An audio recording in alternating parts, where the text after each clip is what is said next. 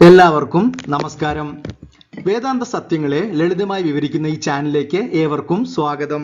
വേദാന്ത ദർശനത്തിൽ ബ്രഹ്മം എന്ന വിഷയത്തിന് ശേഷം ഏറ്റവും പ്രധാനപ്പെട്ട വിഷയമാണ് മായ. നിങ്ങൾ കാണുന്നതും കേൾക്കുന്നതും അനുഭവിക്കുന്നതുമായ എല്ലാതും യാഥാർത്ഥ്യമല്ല എന്ന് ഞാൻ പറഞ്ഞാൽ നിങ്ങൾ അംഗീകരിക്കുമോ? ബ്രഹ്മം എന്നത് പരമമായ സത്യം ആണെങ്കിലും നമ്മുടെ ദൈനംദിന ജീവിതം മായയുടെ നിയന്ത്രണത്തിലാണ്. നമ്മൾ ജീവിതത്തിൽ ദുരിതവും ദുഃഖവും അനുഭവിക്കുന്നത് ബ്രഹ്മത്തെ അറിയാത്തത് കൊണ്ടല്ല, മറിച്ച് മായ എന്നതിനെ തെറ്റായി മനസ്സിലാക്കിയത് കൊണ്ടാണ്. ബ്രഹ്മം എന്നത് നമ്മൾ അറിയേണ്ട സത്യമാണെങ്കിൽ മായ എന്നത് നമ്മൾ ദൂരീകരിക്കേണ്ട ഒരു വലിയ ആശയക്കുഴപ്പമാണ്. മായ എന്ന വിഷയത്തെ വ്യക്തമായി മനസ്സിലാക്കിയില്ലെങ്കിൽ വേദാന്തത്തിന്റെ എത്ര വലിയ ഉപദേശം പോലും ഒരു ബുദ്ധിപരമായ അറിവായി മാത്രം നിലനിൽക്കും. അതുകൊണ്ട് നമുക്ക് മായയെക്കുറിച്ച് വിശദമായി മനസ്സിലാക്കാം. പ്രിയമുള്ളവരെ, മായ എന്നത് വളരെ വിപുലമായതും ആഴത്തിലുള്ളതുമായ ഒരു വിഷയമാണ്. അതുകൊണ്ട് നമുക്ക് 3 വീഡിയോകളിലൂടെ ഇതിനെക്കുറിച്ച് മനസ്സിലാക്കാം. ഇന്നത്തെ ഈ വീഡിയോയിൽ മായയുടെ അടിസ്ഥാനമായ കാര്യങ്ങൾ വിശദീകരിക്കുന്നു. എന്താണ് മായ, മായയുടെ തലങ്ങൾ, മായയുടെ ശക്തികൾ, വിദ്യാമായ അവിദ്യാമായ എന്നതും കൂടാതെ മായയെക്കുറിച്ച് വ്യക്തമാക്കുന്ന ഒരു മനോഹരമായ വേദാന്ത കഥയും ഉൾപ്പെടുത്തിയിട്ടുണ്ട്. രണ്ടാമത്തെ വീഡിയോയിൽ മായയുടെ എഫക്റ്റ്, എങ്ങനെയാണ് നമ്മുടെ ജീവിതത്തിൽ മായ സ്വാധീനം ചെലുത്തുന്നത്, ഒരു മനുഷ്യന്റെ ബാഹ്യലോകവും ആന്തരിക ലോകവും മായ എങ്ങനെ നിയന്ത്രിക്കുന്നു. മൂന്നാമത്തെ വീഡിയോ വളരെ പ്രധാനപ്പെട്ട വീഡിയോ ആണ്. കാരണം അതിലാണ് മായയിൽ നിന്നും പുറത്തു കടക്കാൻ വേദാന്തം നൽകുന്ന വഴികളെ കുറിച്ച് നമ്മൾ ചർച്ച ചെയ്യുന്നത്. മാത്രവുമല്ല, ഭഗവാൻ കൃഷ്ണൻ ഭഗവത്ഗീതയിൽ മായയെക്കുറിച്ചുള്ള 3 കാഴ്ചപ്പാടുകളും നമുക്ക് വിശദമായി നോക്കാം. അപ്പോൾ നമുക്ക് മായ എന്ന വാക്കിന്റെ അർത്ഥം മനസ്സിലാക്കി വീഡിയോ ആരംഭിക്കാം. ദ വേർഡ് മീനിങ് ഓഫ് മായ. മായ എന്ന വാക്കിന് ഇല്യൂഷൻ, മിഥ്യാബോധം, ഡെല്യൂഷൻ, ഭ്രമം എന്നിങ്ങനെ വിവർത്തനം ചെയ്യാറുണ്ട്. പക്ഷെ അത് പൂർണ്ണമല്ല. വേദാന്തം അതിനെ കൂടുതൽ വ്യക്തമായി വ്യാഖ്യാനിക്കുന്നു. വളരെ ലളിതമായി മായ എന്നതിനെ യാ മാ എന്ന് പറയാറുണ്ട്.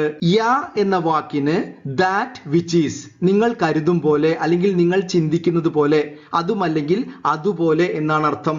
മാ എന്ന വാക്കിന് നോട്ട്, അല്ല എന്നാണ് അർത്ഥം. അപ്പോൾ മായ എന്ന വാക്കിന്റെ വാചിക അർത്ഥം നിങ്ങൾ കരുതുന്നത് പോലെ അല്ല, അല്ലെങ്കിൽ നിങ്ങൾ എങ്ങനെ ചിന്തിക്കുന്നുവോ അതുപോലെ അല്ല എന്നാണ്. ഒരു ഉദാഹരണത്തിലൂടെ നമുക്കിത് മനസ്സിലാക്കാം. നിങ്ങൾ നിങ്ങളുടെ ശരീരം ഒന്ന് തൊട്ടു നോക്കൂ. ഒരു ഖരവസ്തുവിൽ തൊടുന്നത് പോലെയാണ് നിങ്ങൾക്ക് അനുഭവപ്പെടുന്നത്. നിങ്ങളുടെ ശരീരം ഒരു ഖരവസ്തുവാണെന്നാണ് നിങ്ങൾ കരുതിയിരിക്കുന്നത്. എന്നാൽ നിങ്ങളുടെ ശരീരം എന്ന് പറയുന്നത് 99.99% എംപ്റ്റി സ്പേസ്, അതായത് ശൂന്യമായ ഒരു ഇടമാണ്. ഇതാണ് മായ. നമ്മൾ എന്താണോ ചിന്തിക്കുന്നത് അതല്ല. ഇനി നമുക്ക് മായയുടെ 2 തലങ്ങൾ എന്താണെന്ന് മനസ്സിലാക്കാം. പ്രിയമുള്ളവരെ, ഇത് വളരെ പ്രധാനപ്പെട്ടതാണ്.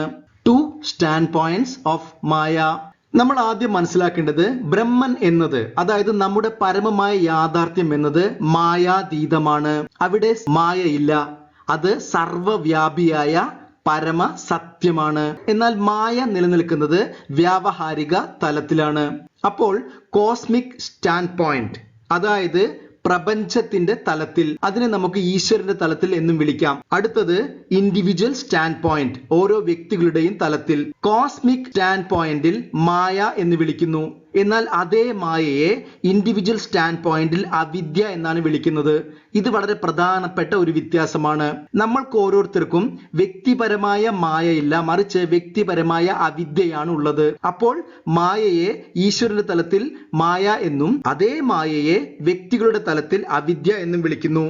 ഇനി നമുക്ക് നോക്കാം. ബ്രഹ്മത്തിനോടൊപ്പം മായ ചേരുമ്പോൾ ഈശ്വരൻ ഉണ്ടാകുന്നു. അതേപോലെ ബ്രഹ്മത്തിനോടൊപ്പം അവിദ്യ ചേരുമ്പോൾ ജീവ ഉണ്ടാകുന്നു. ജീവ എന്നത് വേദാന്തം വ്യക്തിപരമായ ഒരാളെ വിളിക്കുന്ന പേരാണ്. എന്നാൽ ഇത് രണ്ടിന്റെയും യാഥാർത്ഥ്യം ബ്രഹ്മമാണ്. ഒരേ ഒരു യാഥാർത്ഥ്യമേ ഉള്ളൂ, ബ്രഹ്മൻ. പക്ഷെ ബ്രഹ്മന്റെ കൂടെ മായ ചേരുമ്പോൾ അത് ഈശ്വര സങ്കല്പവും, ബ്രഹ്മന്റെ കൂടെ അവിദ്യ ചേരുമ്പോൾ അത് ജീവസങ്കല്പവും ആകുന്നു. പ്രിയമുള്ളവരെ, എന്താണ് ബ്രഹ്മൻ എന്നൊരു വീഡിയോ നമ്മൾ ചെയ്തിട്ടുണ്ട്. അതിൽ ഈ തത്വം വിശദീകരിക്കുന്നുണ്ട്. അപ്പോൾ ഈശ്വരന്റെ തലത്തിൽ മായ എന്നത് ഒരു സൃഷ്ടി ശക്തിയാണ്, ക്രിയേറ്റീവ് പവർ ആണ്. എന്നാൽ ഒരു വ്യക്തിയുടെ തലത്തിൽ മായ എന്നത് ഒരു ബന്ധനമാണ്, അല്ലെങ്കിൽ ഇഗ്നോറൻസ് ആയി നിലനിൽക്കുന്നു. അപ്പോൾ ഈശ്വരൻ മായ ഉപയോഗിക്കുന്നു, എന്നാൽ മായ ഒരു വ്യക്തിയെ ഉപയോഗിക്കുന്നു. ഈശ്വരനെ സംബന്ധിച്ചിടത്തോളം മായ എന്നത് ഒരു പവറും നമ്മളെ സംബന്ധിച്ചിടത്തോളം മായ എന്നത് ഒരു ബന്ധനവുമാണ്. ഇതെങ്ങനെ സംഭവിക്കും? ഒരു ഉദാഹരണം നോക്കാം. നോക്കൂ, ഇവിടെ ഒരു മൂർഖൻ അല്ലെങ്കിൽ ഒരു പാമ്പിന്റെ വിഷം എന്ന് പറയുന്നത് പാമ്പിനെ സംബന്ധിച്ചിടത്തോളം അതൊരു പവറാണ്. എന്നാൽ ആ വിഷം നമ്മുടെ ശരീരത്തിൽ വന്നാലോ മരണം വരെ സംഭവിക്കാം. അപ്പോൾ ഒരേ മായ, ഈശ്വരന് ക്രിയേറ്റീവ് കപ്പാസിറ്റി, നമുക്ക് ഇഗ്നറൻസ്. നമ്മൾ പ്രധാനമായും നമ്മുടെ ലെവലിലാണ് മായയെ മനസ്സിലാക്കുന്നത്. ഇനി നമുക്ക് മായയുടെ രണ്ട് ശക്തികൾ നോക്കാം. മായ രണ്ട് ശക്തികളിലൂടെയാണ് പ്രവർത്തിക്കുന്നത്. ആദ്യത്തേത് ആവരണ ശക്തി, കവറിംഗ് പവർ. മായ നമ്മളിൽ നിന്ന് യാഥാർത്ഥ്യം മറയ്ക്കുന്നു. രണ്ടാമത്തേത് പ്രൊജക്റ്റിംഗ് പവർ, വിക്ഷേപ ശക്തി. യഥാർത്ഥമല്ലാത്ത ഒന്നിനെ യഥാർത്ഥമായി നമ്മുടെ മുമ്പിൽ അവതരിപ്പിക്കുന്നു. പ്രിയമുള്ളവരെ, നിങ്ങൾ ചിന്തിച്ചു നോക്കൂ. നമ്മുടെ യാഥാർത്ഥ്യം എന്ന് പറയുന്നത് സച്ചിദാനന്ദ ആത്മാവാണ്. എന്നാൽ മായ അതിനെ ആദ്യം മറയ്ക്കുന്നു. എന്നിട്ട് എന്താണ് വിക്ഷേപിക്കുന്നത്, പ്രൊജക്റ്റ് ചെയ്യുന്നത്? നീ ശരീരമാണ്, നീ മനസ്സാണ് എന്ന ബോധം. ആ ബോധത്തിൽ നമ്മൾ ജീവിക്കുന്നു. അതാണ് അവിദ്യ എന്ന് പറയുന്നത്. മായയുടെ നിർവചനം വേദാന്തത്തിൽ എന്താണ് നൽകിയിരിക്കുന്നത് നോക്കാം. ദ ഡെഫിനിഷൻ ഓഫ് മായ. ഇവിടെ നമ്മൾ വേദാന്ത സാര എന്ന ഗ്രന്ഥത്തിൽ മായയെക്കുറിച്ച് വ്യക്തമായ ഒരു നിർവചനം നൽകിയിട്ടുണ്ട്. അതിൽ പറയുന്നത് 5 കാര്യങ്ങളാണ്. അജ്ഞാനം തു സത് അസദ്ഭ്യാം അനിർവചനീയം ത്രിഗുണാത്മകം ജ്ഞാന വിരോധി ഭാവരൂപം യത് കിഞ്ചിത് എന്നാണ്. അതായത് 5 തരത്തിൽ മായയെ വിശദീകരിച്ചിരിക്കുന്നു. അത് ഏതെല്ലാമാണെന്ന് നോക്കാം. ആദ്യത്തേത് അനിർവചനീയം, അതായത് മായ എന്നത് നിർവചിക്കാൻ ബുദ്ധിമുട്ടുള്ള ഒന്നാണ്. രണ്ടാമത്തേത് ത്രിഗുണാത്മകം, മായ എന്നത് 3 ഗുണങ്ങൾ കൊണ്ട് ഉണ്ടാക്കിയതാണ്. മൂന്നാമത്തേത് ജ്ഞാനവിരോധി, മായ എപ്പോഴും ജ്ഞാനത്തിന് തടസ്സം സൃഷ്ടിക്കുന്ന ഒന്നാണ്. നാലാമത്തേത് ഭാവരൂപം, മായ യഥാർത്ഥമല്ലെങ്കിലും നമ്മൾ അനുഭവിക്കുന്ന ഒന്നാണ്. അഞ്ചാമത്തേത് യത് കിഞ്ചിത്, അത് യുക്തിപരമായി നമുക്ക് വിശദീകരിക്കാൻ കഴിയാത്ത ഒന്നാണ് മായ എന്ന് പറയുന്നു. പ്രിയമുള്ളവരെ, നമുക്ക് എന്തിനെ തരണം ചെയ്യണമെങ്കിലും അതിനെക്കുറിച്ച് വ്യക്തമായി അറിയേണ്ടതുണ്ട്. ഇവിടെ മായയെ നമുക്ക് തരണം ചെയ്യണമെങ്കിൽ മായയെ വിശദമായി നമ്മൾ അറിയണം. അതുകൊണ്ട് നമുക്ക് ഇത് ഓരോന്നിനെ കുറിച്ചും വിശദമായി മനസ്സിലാക്കാം.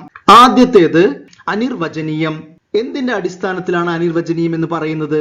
സത്യത്തിന്റെയും അസത്യത്തിന്റെയും അടിസ്ഥാനത്തിൽ. മായ എന്നത് ഒരു സത്യം അല്ല, എന്നാൽ മായ എന്നത് ഒരു അസത്യവുമല്ല. അസത്യത്തിന്റെയും സത്യത്തിന്റെയും ഇടയിലാണ് മായ നിൽക്കുന്നത്. നിങ്ങളുടെ സ്വപ്നത്തെ കുറിച്ച് ചിന്തിച്ചു നോക്കൂ. സ്വപ്നം സത്യമാണോ? അല്ല. എന്നാൽ സ്വപ്നം അസത്യമാണോ?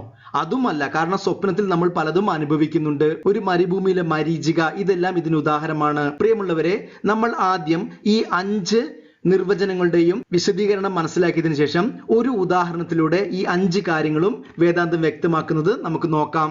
ത്രിഗുണാത്മകം, ഗുണങ്ങൾ എന്നാൽ ക്വാളിറ്റീസ്. മായ 3 ഗുണങ്ങൾ കൊണ്ട് നിർമ്മിക്കപ്പെട്ടവയാണ്. ഗുണം എന്നത് ഒരു പുരാതന ആശയമാണ്. ഇന്ന് ഈ പ്രപഞ്ചം എങ്ങനെ സൃഷ്ടിച്ചു എന്ന് ചോദിച്ചാൽ നമ്മൾക്കറിയാം, മാറ്റർ പ്ലസ് എനർജി, പദാർത്ഥവും ഊർജവും ചേർന്നാണ് ഈ പ്രപഞ്ചം ഉണ്ടാക്കിയിട്ടുള്ളത്. എന്നാൽ ആ പുരാതന കാലത്ത് അവർ വിശ്വസിച്ചിരുന്നത് ഈ പ്രപഞ്ചം 3 ഗുണങ്ങൾ കൊണ്ടാണ് ഉണ്ടാക്കിയിരിക്കുന്നത് എന്നാണ്. സത്വ, രജസ്, തമസ് എന്നീ 3 ഗുണങ്ങൾ. അപ്പോൾ മായ ഈ 3 ഗുണങ്ങളിലും ഉള്ളതാണ്. പ്രിയമുള്ളവരെ, ഈ ത്രിഗുണം, 3 ഗുണങ്ങൾ വളരെ വിശദമായ ഒരു വിഷയമാണ്. അതുകൊണ്ട് നമ്മൾ ഭാവിയിൽ ഇതിലൊരു വീഡിയോ ചെയ്യുന്നതായിരിക്കും. നമ്മൾ മനസ്സിലാക്കേണ്ടത്, മായ കൊണ്ടാണ് ഈ പ്രപഞ്ചത്തെ സൃഷ്ടിച്ചിരിക്കുന്നത്. ഈ പ്രപഞ്ചം സൃഷ്ടിച്ചിരിക്കുന്നത് 3 ഗുണങ്ങൾ കൊണ്ടാണ്. ജ്ഞാന വിരോധി, മായ എപ്പോഴും ജ്ഞാനത്തെ വിരോധിക്കുന്നു. നമ്മുടെ യാഥാർത്ഥ്യ തിരിച്ചറിയിൽ നിന്ന് നമ്മളെ തടസ്സപ്പെടുത്തുന്നു. മായയ്ക്ക് അജ്ഞാനത്തിൽ മാത്രമേ നിലനിൽപ്പുള്ളൂ. നിങ്ങൾ എപ്പോഴാണോ അഹം ബ്രഹ്മാസ്മി, ഞാൻ ബ്രഹ്മമാണ് എന്ന തിരിച്ചറിവ് ഉണ്ടാവുന്നത്, ആ നിമിഷം മായ അപ്രത്യക്ഷമാവും. ഇരുട്ടുള്ള ഒരു മുറിയിൽ പ്രകാശം വരുന്ന നിമിഷം ഇരുട്ട് ഇല്ലാതാകുന്നത് പോലെയാണത്. നിങ്ങൾക്ക് ആത്മജ്ഞാനം ഉണ്ടാകുന്ന നിമിഷത്തിൽ മായ നിങ്ങളുടെ ജീവിതത്തിൽ അപ്രത്യക്ഷമാകും. അടുത്തത് ഭാവരൂപം. മായ എന്നത് ഒരു തോന്നലോ ചിന്തയോ അല്ല, നമുക്ക് അനുഭവിക്കാൻ കഴിയുന്നതാണ്. മായയ്ക്ക് ഒരു വ്യാവഹാരിക സത്യമുണ്ട്. നമ്മൾ നേരത്തെ പറഞ്ഞ പോലെ ആ സ്വപ്നത്തെ കുറിച്ച് ചിന്തിച്ചു നോക്കൂ. സ്വപ്നം നടന്നുകൊണ്ടിരിക്കുന്ന സമയത്ത് നമ്മൾ ആ സ്വപ്നത്തിലെ ഓരോന്നും അനുഭവിക്കുന്നുണ്ട്. ഇനി അവസാനമായി യത് കിഞ്ചിത്. യത് കിഞ്ചിത് എന്ന വാക്കിൽ എന്തോ ഒന്ന്, അല്ലെങ്കിൽ യുക്തിപരമായി വിശദീകരിക്കാൻ കഴിയാത്ത ഒന്ന് എന്നാണ് അർത്ഥം. മായയെ പലപ്പോഴും യുക്തി സഹജമായി നമുക്ക് വിശദീകരിക്കാൻ കഴിയില്ല. ഇനി നമുക്ക് വേദാന്തയുടെ വളരെ പ്രധാനപ്പെട്ട ഒരു ഉദാഹരണം നോക്കാം. ഈ ഒരു ഉദാഹരണത്തിൽ ഈ 5 നിർവചനങ്ങളും മായയുടെ ശക്തിയും വേദാന്തം വിശദീകരിക്കുന്നു. അതാണ് പാമ്പിന്റെയും കയറിന്റെയും. വേദാന്തം ഇതിനെ രജ്ജു സർപ്പ ന്യായ എന്ന് പറയുന്നു. നിങ്ങൾ വളരെ മങ്ങിയ വെളിച്ചമുള്ള ഒരു വഴിയിൽ കൂടി നടക്കുകയാണെന്ന് സങ്കല്പിക്കുക. പെട്ടെന്ന് ആ മങ്ങിയ വെളിച്ചത്തിൽ നിങ്ങൾ ചുരുണ്ട് കിടക്കുന്ന ഒരു കയർ കണ്ടു. പക്ഷെ നിങ്ങൾ അത് ഒരു പാമ്പാണെന്ന് തെറ്റിദ്ധരിച്ചു. ഇനി നിങ്ങൾ ചിന്തിക്കൂ, നിങ്ങൾക്ക് എന്തൊക്കെ സംഭവിക്കും? ആദ്യം നിങ്ങളിൽ ഭയം ഉണ്ടാകും, നിങ്ങളുടെ ഹൃദയമിടിപ്പ് കൂടും, തിരിഞ്ഞ് ഓടണോ എന്ന് പോലും നിങ്ങൾ ചിന്തിക്കും. കാരണം ഒരു പാമ്പാണ് നമ്മുടെ മുമ്പിലുള്ളത്. ഇനി നമുക്ക് ഇതിനെ ഓരോ നിർവചനം വെച്ച് അനലൈസ് ചെയ്യാം. നിങ്ങൾ കണ്ടത് യഥാർത്ഥ പാമ്പിനെയാണോ? അല്ല. പക്ഷെ നിങ്ങൾ പാമ്പിനെ കണ്ടില്ലേ? കണ്ടു. അപ്പോൾ ഇതാണ് അനിർവചനീയം. ഇത് സത്യത്തിന്റെയും അസത്യത്തിന്റെയും ഇടയിലുള്ളതാണ്. സത്യത്തിൽ അവിടെ പാമ്പില്ല, പക്ഷേ നിങ്ങൾ പേടി അനുഭവിച്ചത് കൊണ്ട് അവിടെ പാമ്പ് ഉണ്ട് എന്ന് നമുക്ക് അനുമാനിക്കാം. ഇതാണ് ഒന്നാമത്തെ നിർവചനീയം. അടുത്തത് ത്രിഗുണാത്മകം. എന്തുകൊണ്ടാണ് നിങ്ങൾക്കത് സംഭവിച്ചത്? നിങ്ങളുടെ മനസ്സ്, അതിലെ അസ്വസ്ഥത, വ്യക്തത കുറവ്, ഇതെല്ലാം മനസ്സിന്റെ ഗുണങ്ങളാണ്. ആ ഗുണങ്ങളാണ് നിങ്ങളെ ഇത് പാമ്പാണെന്നുള്ള ധാരണയിൽ എത്താൻ വേണ്ടി സ്വാധീനിച്ചത്. അതുകൊണ്ട് മായ ത്രിഗുണാത്മകം എന്ന് പറയുന്നത്. ഇനി നോക്കൂ, ഇവിടത്തെ യാഥാർത്ഥ്യം എന്താണ്? കയറാണ് ഇവിടുത്തെ യാഥാർത്ഥ്യം. പക്ഷെ അത് മറച്ച് അജ്ഞാനത്തിലാക്കി. നിങ്ങളുടെ അജ്ഞാനത്തിൽ അതിൽ പാമ്പായി തോന്നുന്നു. അതാണ് ജ്ഞാനവിരോധി. യഥാർത്ഥ ജ്ഞാനത്തെ മായ ഇവിടെ തടസ്സപ്പെടുത്തുന്നു. പ്രകാശം വരുന്ന സമയത്ത് നിങ്ങൾ തിരിച്ചറിയുന്നത് അത് പാമ്പായിരുന്നില്ല, മറിച്ച് കയറായിരുന്നു എന്നാണ്. പക്ഷേ പ്രകാശം വരാത്തിടത്തോളം കാലം നിങ്ങളുടെ അജ്ഞാനത്തിൽ അത് പാമ്പായി തന്നെ നിലനിൽക്കുന്നു. ഇനി ഭാവരൂപം എങ്ങനെയാണത്? നിങ്ങൾ പാമ്പിനെ കാണുന്നുണ്ട്, അത് യാഥാർത്ഥ്യമല്ലെങ്കിലും അതിലുണ്ടാകുന്ന ഭയവും ഉത്കണ്ഠവും യഥാർത്ഥത്തിൽ നിങ്ങൾ അനുഭവിക്കുന്നതാണ്. അപ്പോൾ മായ യാഥാർത്ഥ്യമല്ലെങ്കിലും അത് അനുഭവ യോഗ്യമാണ്.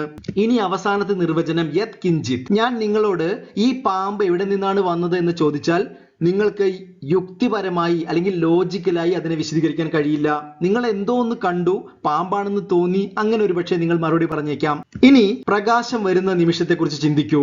എന്താണ് സംഭവിക്കുന്നത്? അവിടെ യാഥാർത്ഥ്യം മനസ്സിലാകുന്നു, അത് ഒരു കയറാണെന്ന് മനസ്സിലാക്കുന്നു. നിങ്ങൾ മായയുടെ 2 ശക്തി നോക്കൂ. ആദ്യത്തേത് ആവരണ ശക്തി. ഇവിടെ യാഥാർത്ഥ്യം എന്തായിരുന്നു? ഇവിടുത്തെ യാഥാർത്ഥ്യം കയറാണ്. പക്ഷെ മായ ആ യാഥാർത്ഥ്യത്തെ മറച്ചു. എന്നിട്ട് എന്താണ് മായ പ്രൊജക്ട് ചെയ്തത്?